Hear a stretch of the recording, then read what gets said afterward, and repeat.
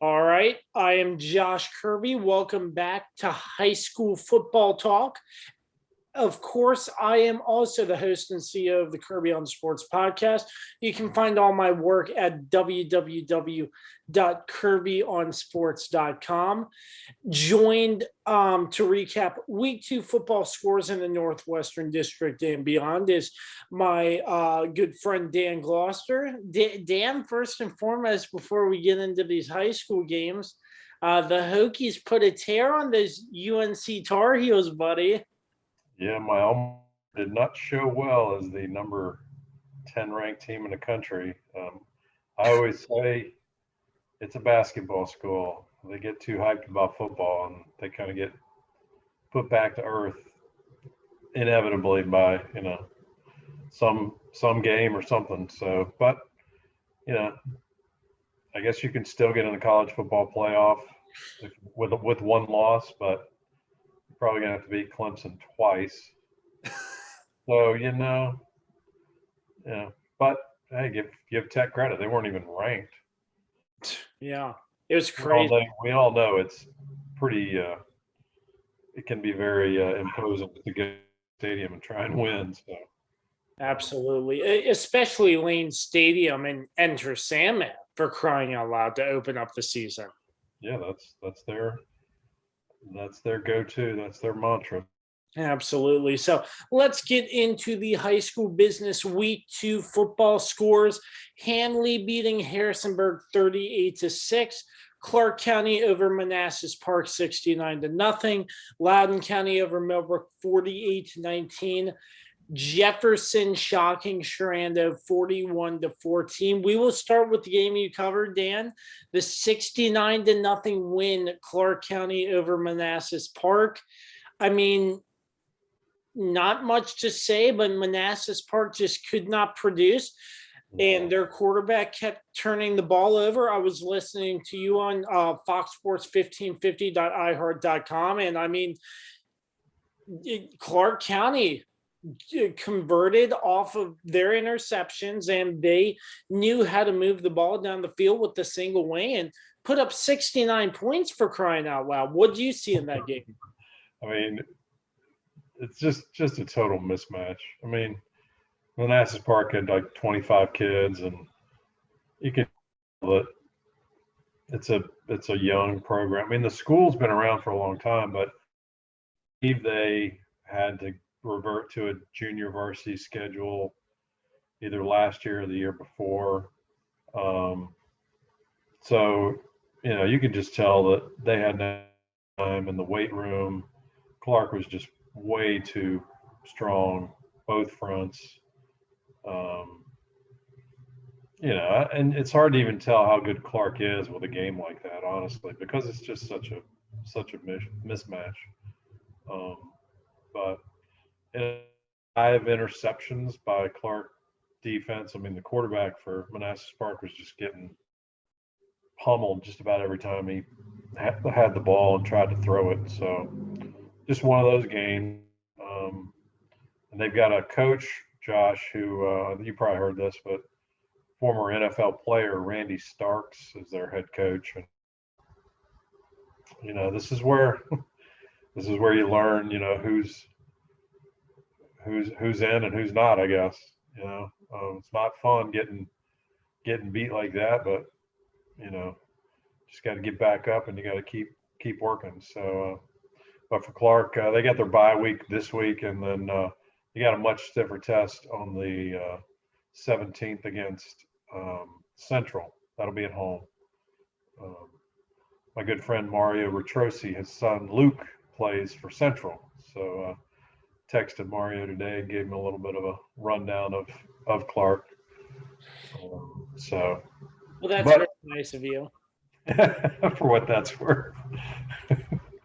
So, but yeah, it was just one of those games. I don't know if that was a school record or not for points, but I mean, 62 points in a half, and they played all reserves, even freshmen in the second half, and so they preserved the shutout, which I'm sure the upperclassmen were happy about. But you get those every now and then. Yep. Yeah, you had some very exciting calls. I mean, the enthusiasm was still there, and Dan Gloster being Dan Gloster, when it comes to putting on a headset and calling a football game. And, just got to do it. Yeah. So I thought it was funny the story you had about back when you were calling the games on the cable television, and your producer said, we've been having too many different technical difficulties. We're not going to do it because it's not fair to Clarke County. I thought that was very interesting too, how it worked with the cable access thing you were with. Yeah, it was cable channel 6. They used to do the Monday evening football game. They didn't call it Monday night football. They called it Monday evening football. And it was Chris Parker's first game as head coach at Clarke County. They went to Potomac Falls and they got beat 72-0. Or no, it was actually at home. That's right. It was at home, and Potomac Falls beat them 72-0.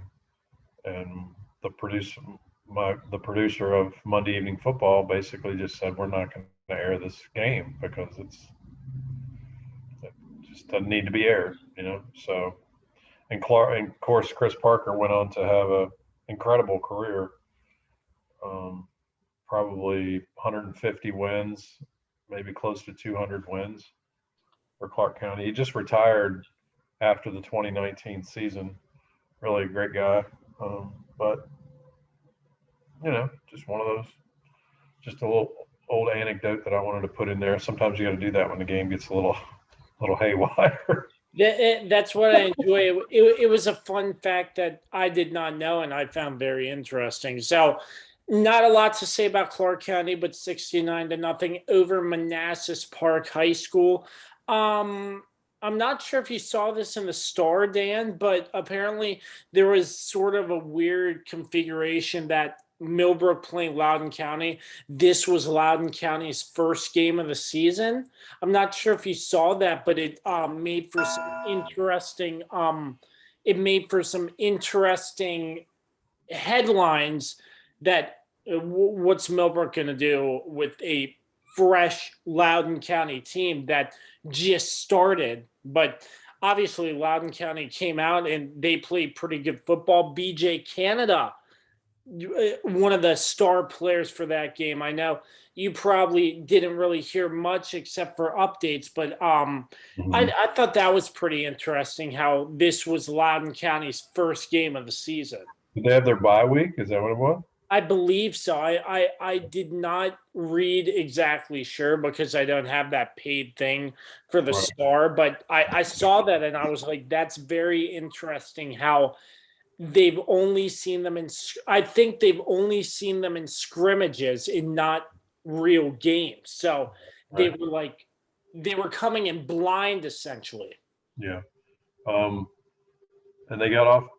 County got off to a little bit of a slow start. I mean, they were down 7-0, but then I think at halftime it was 21-7 Loudoun County. So took them a little time to get their bearings, but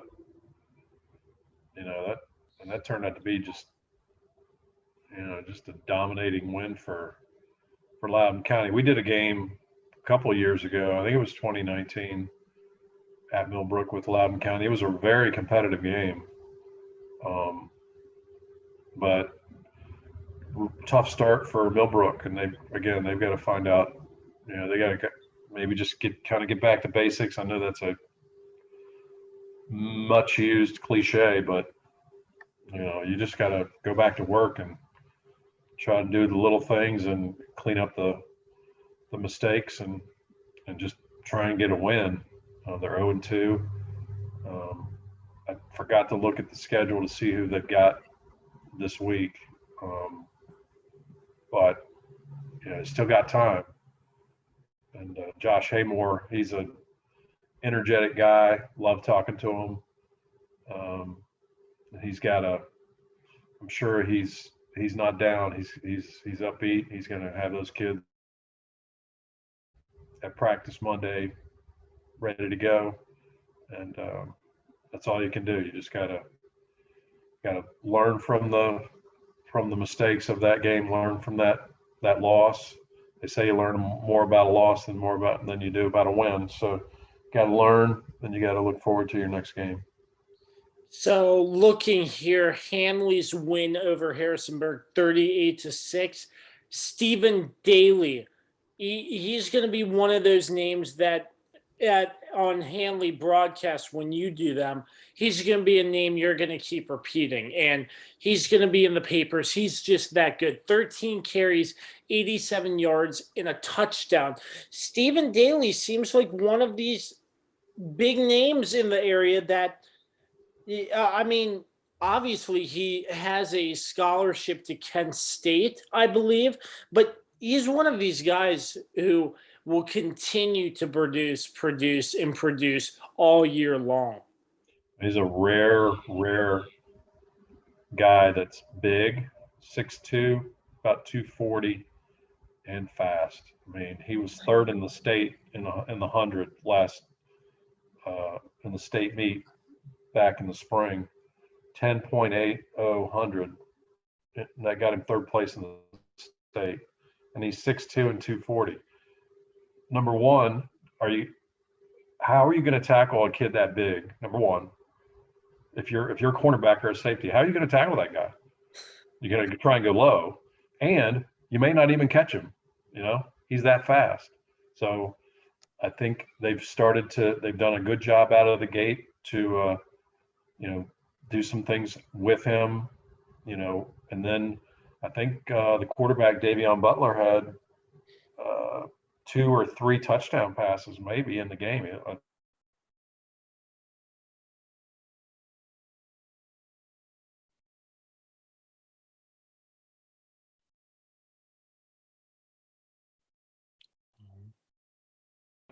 So teams are going to have to really scheme to, do whatever they can to double team him or go away from him. And, so he's going to be one of the better kids to come out of Handley playing football. Absolutely.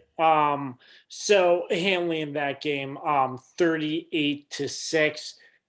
Dan, 10-0 at halftime, Josh. So second half adjustments maybe they made. Oh yeah, just wore down Harrisonburg, but that was a tight game, and they just blew them out in the second half. Oh, absolutely. So Dan, I want to get your thoughts. What was your reaction when you found out what the final score to Sherando versus Jefferson was? Yeah, that was a shock. It really was. I mean, it's a very young team. Sherando will get back, but they're just young. I think that's what it was, because you look at Dylan Reuter for 12 for 21, 150 yards and a touchdown. AJ Santiago, by the way, that's a kid you got to look out for. 10 catches, 138 yards, and the touchdown bomb thrown by Dylan Reuter. So I think it's just young. Their defense was letting Jefferson move up and down the field. And I mean, there are just adjustments that need to be made, and this team is young. And I feel like this Sherando team can get back to their winning ways. They just have to make these adjustments in order for that to happen. Yep, and Jefferson has some athletes, so not an easy matchup. Mike Optoff and I were talking. I don't know if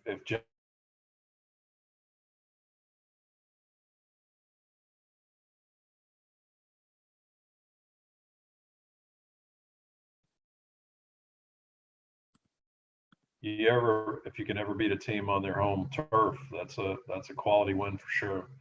So like you said, I think Sherando just has to tighten up a bit with the defense. That's what 75 points in 2 games. That you don't really see that very often with Sherando, but I think just like Millbrook, it's still early. They've got time to make some adjustments, and they just need to get a win. Absolutely. James Wood with their bye week this week.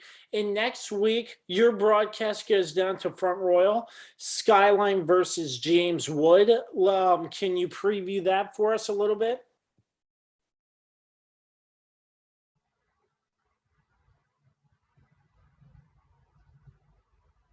You froze up. Uh-oh. Yep, I froze up there. So like I said, James Wood had a bye week this What a week. bad time to have a bye, Josh, don't you think? You're coming Y- off a game against Sherando and you're just on cloud nine. And then you got a bye week. It's like that would be the worst. I mean, it is what, they just had to do it that way, I guess. But, so I'm sure that Coach Morgan had them, he probably didn't want to rest them too much because you got to keep that momentum. But they've got Skyline this Friday. We're going to actually do that game over at Skyline. And I believe they would be favored to win for sure. But it'll be interesting to see how they come back after a week off. Hopefully they don't come out of the gate slow. All right. So that about does it. I apologize to viewers if there was poor video connection. My internet, I'm still trying to work that out here. I am recording off location. I am in another location right now. But week 2, once again, Handley 38, Harrisonburg 6, Clarke County 69, Manassas Park 0, Loudoun County 48, Millbrook 19, Jefferson over Sherando 41-14. That is your week 2 recap. High school football. Once again, I'm joined by Dan Gloster. Dan, thanks again for joining us. All right, Josh, enjoy the beach, man.